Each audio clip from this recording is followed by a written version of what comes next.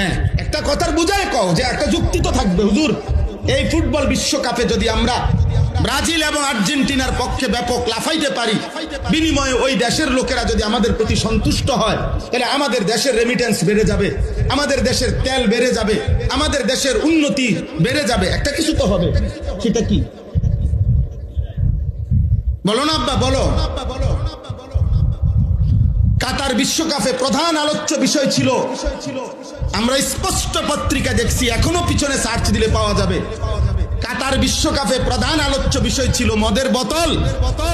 কাতার সরকার আইন করছিল স্টেডিয়ামের ভিতরে মদের বোতল সরাসরি খাওয়া যাবে না।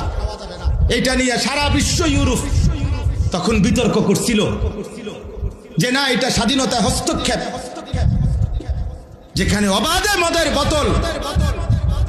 ব্রাজিল বিশ্বকাপের সময় সরকারি ওরা হিসাব দিছিল ওই দেশে যে যে পরিমাণ আয় হবে, রাষ্ট্রের আয়, এই আয়ের যে খাতগুলো দিছিল আমি নিজ চোখে দেখছি, সেই খাতের একটি খাত হলো যে পরিমাণ হোটেলে নারী ভাড়া দেওয়া হবে, যে পরিমাণ বেশ্যাবৃত্তি হবে, দেহ বিক্রি হবে, ওইখান থেকে রাষ্ট্র বিশাল বড় টাকা আয় হবে, ওইটা একটা বড় খাত।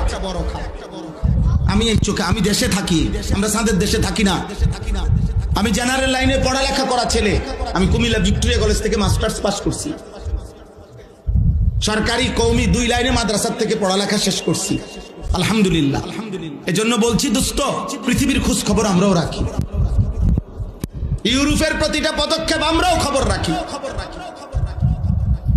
বলো না আব্বা, তোমরা ইনসাফের সাথে বলো, একটা ছেলে এই একটি ফুটবল বিশ্বকাপকে কেন্দ্র করে কি পরিমাণ জুয়ার খেলা হবে, এক এক খেলোয়াড়ের নামে, দলের নামে কত কোটি কোটি ডলার জুয়া হবে।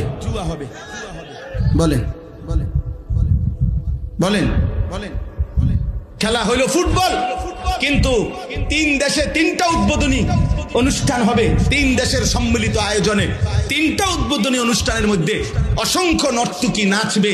তো নারীর নাচের সাথে ফুটবলের কি সম্পর্ক? বলো না ভাই, ইনসাফ করো আব্বা, নর্তকীর নাচের সাথে ফুটবলের কি সম্পর্ক?